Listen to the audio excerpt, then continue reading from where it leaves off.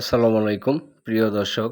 আমি এই মুহূর্তে আছি নেত্রকোনা পৌর শহরে অবস্থিত বাংলাদেশ কৃষি উন্নয়ন কর্পোরেশন এর ফার্মের ভিতরে।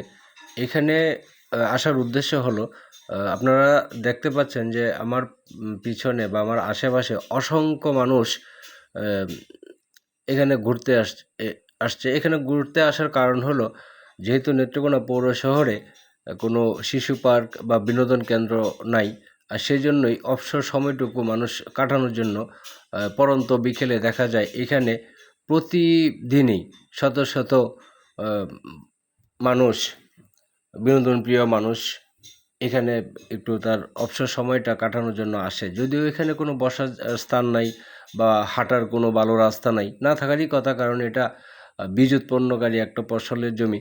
তারপরে এইখানে খোলামেলা একটা জায়গায় মানুষগুলো ঘুরতে আসে একটু অবসর সময় কাটানোর জন্য।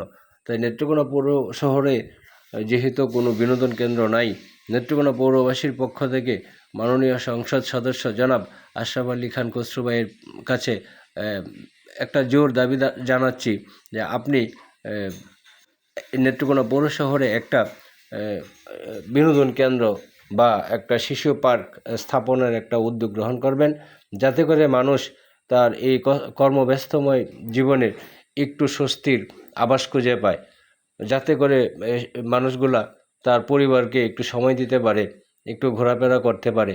দেখা যায় যে শুক্রবার একটা সাপ্তাহিক দিন আসলেও কোথাও যাওয়ার কোনো জায়গা না পেয়ে এইখানটাই আসে। দেখেন কত মানুষ এখানে এসে সময় কাটায়। মাননীয় সংসদ, আপনার চোখে যদি আমার এই ভিডিওটি পড়ে, আশা করি আপনি এই মানুষগুলার দিকে একটু দৃষ্টি আকর্ষণ দিয়ে একটা বিনোদন কেন্দ্র স্থাপন করবেন। এবং যারা আমার ভিডিওটা দেখতেছেন সবাই একটু শেয়ার দিবেন, যাতে আমাদের এই সংস্কৃতি মনা এমপি মহোদয়ের দৃষ্টিগোচর হয়। ধন্যবাদ সবাইকে।